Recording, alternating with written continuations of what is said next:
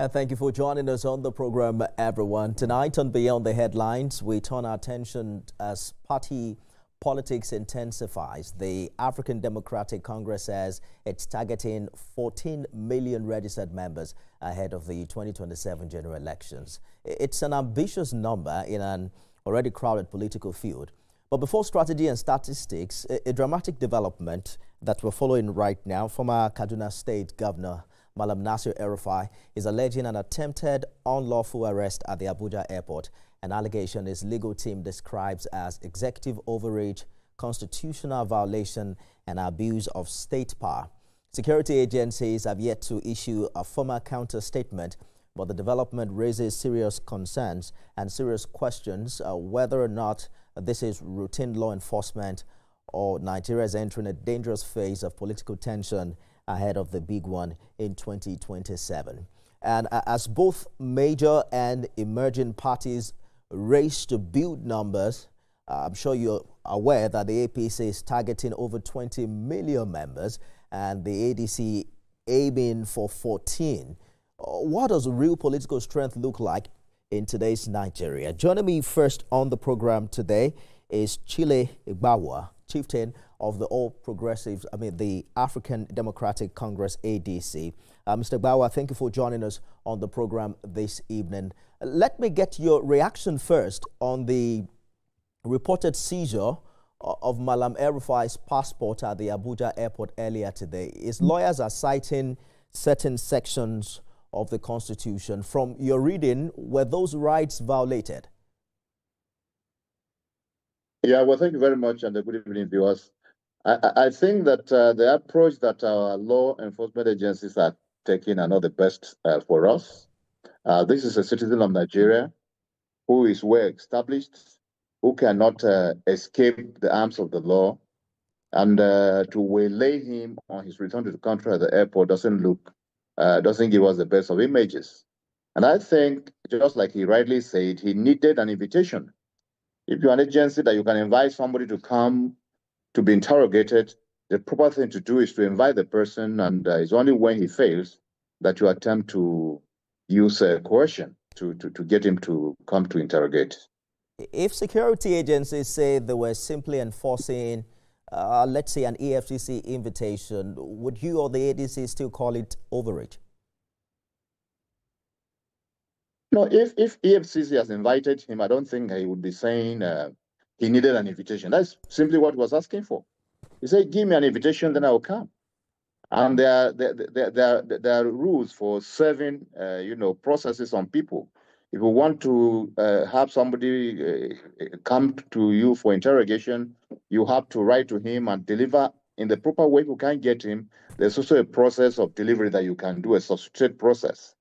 So it is only when the direct delivery phase and then the substitute process fails that you begin to, apply the kind of, process that they were trying to enforce today at the airport. Let's talk about ADC for a minute. Your party is eyeing 14 million members. What is the current verified number today? We don't have that figure handy because we're still collating. And there is a massive registration going on. And today we had a formal flag off of the registration. What delayed us was that, the transition from the former ADC to the new ADC, they had to stop issuance of cards because the cards that were available were signed by the former officials, both national chairman and national secretary. So they slowed down the process of issuing cards. So I will not give you a figure now, it will not be correct. So this registration that has kick-started, is it physical or digital? Because I'm sure you are also hearing from the APC that says it has a transparent database that is digital. Yeah, we had a demonstration today at the flag off for both manual registration and then digital registration, which you can on your own from any part of the country sit down with your phone and register and get your card and go print out your card, laminate it and hang on your shirt. So it's fully digitalized. for those who have the technical knowledge to do that. But then for those who do not have, they will resort to manual registration, which is also available at the wards as it is in every party in accordance with the provisions of the Electoral Act. So we're pursuing both simultaneously, both manual registration and then digital registrations. You know, it's important that we're able to verify these numbers because political parties are now brandishing numbers. APC says it's registered over 11 million. It's targeting 20 million. A chieftain of your party says ADC is looking at 14 million. E-registration would capture NINs and polling unit data. Is that priority for ADC? Are your numbers something an average Nigerian can verify going into this election? Certainly. We have the VIN as one of the main bases. First, you have to have a telephone number, and then you have to have a VIN, which is the voter's card. So we're concentrating more on even those who have voter's cards, because you should have that. Otherwise, you'll be an empty member joining us. We know when the time comes for voting, you may not be able to vote. So our system is such that it can be viewed by the public. It's very transparent. And it is also possible for the party to sit at the headquarters and get into the back end of the system and know who is there, how many females have registered, how many males, how many people in each of the polling units throughout the country. So it's a very transparent process. The manual registrations that are going on at the moment, are also going to be transferred, because it is a provision of the Electoral Act that the party has to submit both the hard copy and then the electronic copy of the membership registers to INEC. So both processes are ongoing, and they will be harmonized, because in the end, they must be, those who register manually must also come online, and those who come online will also have to have the details available in a hard copy register at their ward, so they will go to, to conduct primaries. Critics say numbers don't automatically translate into votes. If you're reading what's happening right now, it looks like a lot of politicians are moving to the APC. They now have 29 governors. The deputy speaker in Nasarawa just moved from the PDP to the ruling party. What is ADC's conversion strategy moving into this election? Well, you are aware that people have also started moving from other parties into the ADC, as you witnessed on the 31st of December last year, where, Peter Obi moved from Labour Party. And some serving senators and members of the House of Representatives also moved from their parties to the ADC. And I assure you that in the next couple of days or weeks, you are going to see a wave of persons moving from their present parties into the African Democratic Congress, both those who are in the legislature and, of course, in the executive. The number of governors that are moving to the APs do not worry us. We are carefully studying it through our strategy system. We know there are some who are moving under duress because they have no option than to move. And for those ones, we do not think that they are very useful to the APC anyway, but so be that they will move. But we have always said that the number of governors you have can either be a positive or a negative. A poorly performing governor who moves from his party to the APC brings poverty of votes to the APC. So it doesn't add the numbers. Most of the governors are moving without the people. I know of people who have decamped, and they have took time, and they took a lot of time to get people convinced to move along with them, and they say, no, they're not going to move. So we're not worried about the numbers. Governors, we're going to have governors move to the ADC, but we're not emphasizing on that. That is why we're emphasizing on the people. The 2027 election is going to be between the APC and the Nigerian people, not the ADC and governors or ADC and presidents, because the level of disappointment of Nigerians is beyond a public office holder. I like that you're focusing on the people, but history has also shown us that since 1999, nobody has become president without a significant support of governors in Nigeria, except you're saying that 2027 is going to be different. By the way, you still have 6 more governors who are not members of the APC. How many of them are you optimistic will join your party in ahead of the 2027 election? I do not want to preempt them, but I want to tell you that it is not only those under the APC that may move to the ADC. You just wait and see. You also have people moving, governors moving from the APC to the ADC. And let's just wait and see. We don't want to preempt them. But like I said, we are focusing on numbers. We always make this example. By the time that Peter Obi came into the 2023 elections, he had no governor, he had no member of the Senate, he had virtually nothing. The Labour Party had virtually nothing. But he was able to garner over 6 million votes.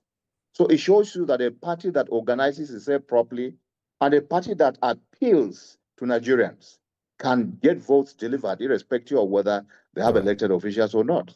As a matter of fact, elected officials can be a positive effect. It can also be a negative effect. So we don't want to emphasize on that. But we are concentrating on the people at the grassroots. Good place to leave it. I've been speaking with Chile Igbawa, chieftain of the African Democratic Congress. Thank you so much for talking to us on Beyond the Headlines. I appreciate.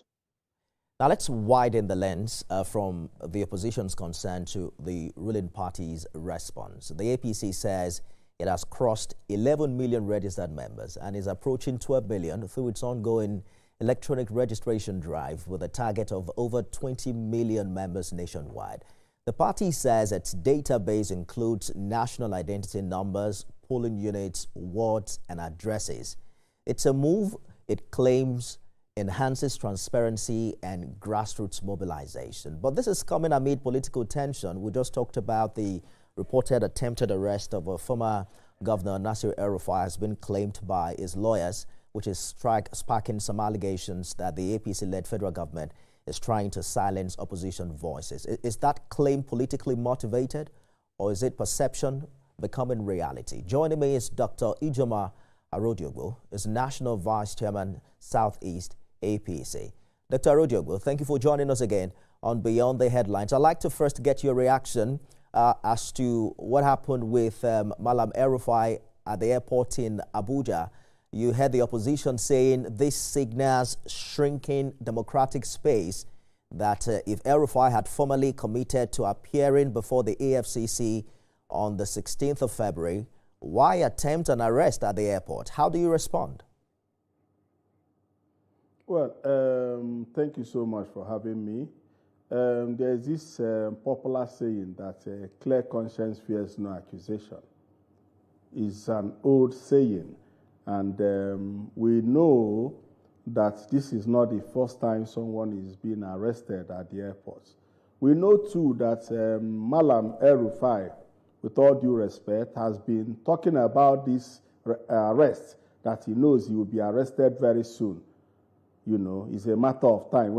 I read it severally for weeks. So there must have been something going on that he's aware, that he's not telling the people, or he's not honest about it, because he has been talking about his arrest. So something must have been going on, I'm not aware, but for him to be talking about his arrest, he knows that there's a crime he's being investigated on. And people are being arrested at the airport. Anywhere in the world it happens. People being looked for by the authority have been arrested at the airport in London, in the US, everywhere. So it is nothing new in that is happening to him. And is he above the law? The issue is that if he has any question to answer, let him go ahead and answer the questions and prove his innocence. And that is the most we know about it. The ruling party is not interested in him specifically for any reason. Do you think it's important that security agencies be more sensitive to perception, especially in politically charged periods like this, at least so they don't give your party a bad name? No, he's not above the law. The security agencies have not erred in any way. Like I said earlier, he's been talking about his imminent arrest. So something must have been going on. And we can't be cowed by anybody. Nobody's above the law. He is not. So if there is any crime he needs to make explanation on or being investigated on, it is the law enforcement agency that will decide the mode to go about it. And bringing the ruling party into it is very unfair and very cowardly too. As an APC chieftain, can you categorically state here that there is no political directive targeting opposition figures? Absolutely none. Absolutely none. What do we need to target anybody for? The party is doing very well. The administration is doing very well. We are doing our business. But if anybody commits a law, goes against the law, and the law enforcement agents needs to investigate him, we cannot guard them. We cannot stop them. They have their job to do. So it's very unfortunate that anybody will blame it on the administration when they know whether their hands are clean or not. But the mode of arrest is something that has happened everywhere in the world, and it keeps happening, and there's nothing to fault it.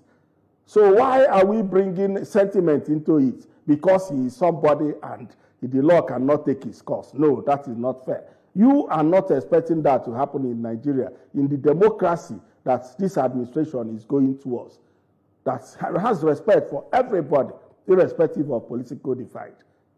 All right. Let's talk about your party's ongoing e-registration. You've crossed 11 million, at least that's what we're hearing from the APC, that you're nearing 12 million. Do you think Nigerians will be able to independently verify these figures? Well, there is so much to know about our e-registration. It is an innovation by the president.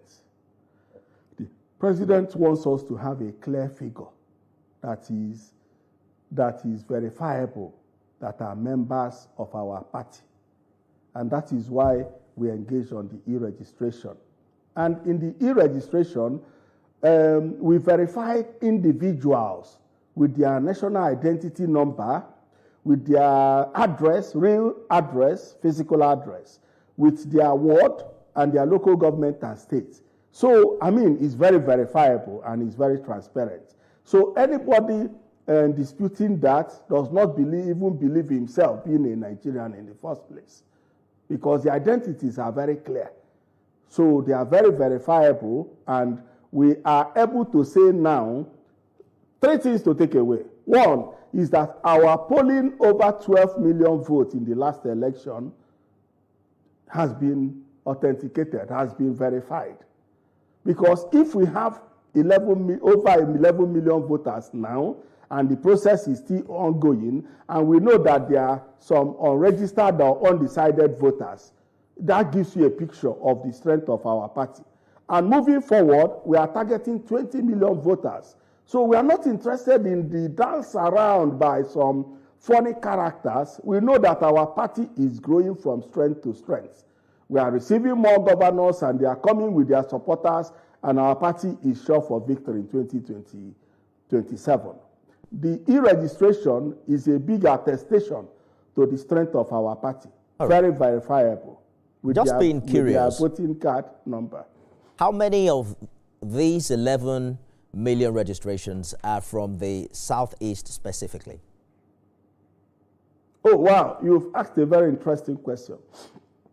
The Southeast has been able to prove that anybody looking for votes, the president should be aware of this, should be looking at the Southeast. Imo State alone is about 700,000. Imo State alone. It goes to endorse the performance of our governor and how much the people love him. That everybody in the state wants to be registered as a member of APC. It's a big score. The same thing goes with Enugu State, the one that comes second, and the same thing with Ebonyi. The only place we are lagging behind is still Anambra State, and it's explainable. Okay? But the Imo State, the Southeast has shown that they are a big voting bulk in Nigeria. And also noting that members from the other geopolitical zone, at least 1/4 of their registered voters in our party are from the Southeast. So that shows that you need to cut the interest of the Southeast to win the election in 2027. Thank you. 700,000 in Imo being the highest. That means none of the states in the Southeast has crossed the 1 million mark. What precisely is the percentage growth that you would say this region has recorded under your leadership and under the Tinubu administration in the past 3 years? It is more than 300%. Interesting. I mean, practically, because if you look at the figures in Yes, 2023, you had about perhaps just 1% of the total vote count. So if 300% is giving you 700,000 in Imo, then I understand what the figures are saying. Are you optimistic that that number will grow with time, or it has plateaued? No, it will grow with time. A lot more people are registering by the day. The figure 300 is about 700,000 is about 3 days ago. By now, I know we should be nearing 800, 900. And I am telling you that more and more and more people are registering in the Southeast as members of the APC. Because everybody in the state, in the zone, is in love with APC. Our governors are doing fantastically well. So anybody saying that the number of governors is not important in an election, in a presidential election, is smart by half. It is very important. Because if we don't have these governors, because I'll tell you one thing, all the governors in Nigeria are doing very well, very, very well, aided by the support they are getting from Mr. President. And that is what endeared all the governors to the president. Nobody is forcing anybody. Nobody is coercing anybody. People just like to lie to themselves because they don't have anything more to say. Well, I think that time will tell whether a governor is doing well. We'll see that in the numbers in the next election. But how do you prevent inflated or duplicate entries despite NIN capture? Because, you know, politicians, they like to show that they have enough numbers from their constituencies. And there's no way you can manipulate the figures with the NIN. These are verifiable information about the real people registering in the party. It can't be inflated in any way. And we are sure that we all vote for us. And more people, including undecided voters who are not aligned to any political parties, will vote for us on election day. Thank you. So we are expecting huge, massive harvest of votes in 2027 for Mr. President Bola Ahmed Tinubu. Your national chairman was on our channel recently, and he said some wards can win elections using only APC members. Is that realistic in Southeast with the current numbers that you have? Of course, yes.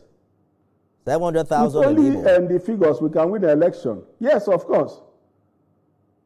With only the registered members, we can win any election in Nigeria. You know, the thing with this number is that, Doctor, you know that ADC is targeting 14 million. I just spoke with one of their chieftains. Your party is targeting 20 million. The challenge with elections is that... They are speculating. They have not registered even 1 million. And no. Let us even focus on yours. You know, let us focus on yours because you said you have 11 million. You wonder where all of these figures are because you add 20 to 14, that's 34. I mean, you know the total number. That's why I said they are speculating. That's why I said they are speculating. Where are the 14 million people they will register? You don't think they will get 14 million? They don't have 1 million members to register. You don't think they will get 14 million? They don't have it. No, they won't get 1 million. But that's the truth. They just started today. Too. They just started today. They won't get 1 million. You just said it. If you add 13 million or 14 million to 20 million, we're talking. So they've not registered anyone and they are speculating 14. Anybody can wish anything. It's just a mere wish. It's just a mere wish. Where will they get the 14 million from? That will tell you that they are not real. They've not been able to metamorphose into anything tangible. They are just speculating. They are just displaced politicians. Your position is also speculative because you probably will have to wait to let them start and see whether or not they are able to pull it. We are not speculating. We already have 11 and accounting in our kitty. So if we say that in statistics, come on. If we say that in about 6 weeks we've done this e-registration, we are able to put about 12 million. We know that in the next 6 months, we'll be able to get another, it's simple to understand, another 8 million. Because more people are registering by the day. If you check the figure about a week ago and the figure today, you see the big difference. You see the big growth. You see that we have so many more people coming to register with us. It's as simple as that. And we have to go now. people will want to know where it's moving, and it's moving in our direction. So more people are coming. You know, we've never really had up to 50% voter turnout when you compare the total vote cast with the number of registered voters. Are you expecting a significant increase in voter participation next year? Yes, because this time, these people that are registered in our party are committed members. So those votes are already in the kitty for us. They are registered members. That is the essence of the exercise we are doing now. See, our party knows what it's doing. Before we started this e-registration, our party did a constitutional review, knowing that it is not tenable to use an outdated manual to operate a modern equipment. Okay? With the constitutional amendment, we were able to visit all the zones and articulate what the various zones, what the various demography, the youth, the women group, everybody wants our party to do. Okay. And this were articulated in the constitutional review. Indeed. So we now move to this level of politics. That will show you the level of grassroots engagement of our party. And that is what is working for us. Good place to live in. That is why many governors want to join us, because of the internal democracy. Dr. Ejoma Arodiogo is National Vice Chairman, Southeast APC. We'll continue this conversation subsequently. Thank you so much for talking to us. Thank you very much. Thank you for having me. You know, membership numbers may show ambition, legal battles may test institutions, but ultimately, 2027 will test credibility, and that credibility is built not just on numbers, but on trust. That's our show today, everyone. I am Nifemi Oguntoye.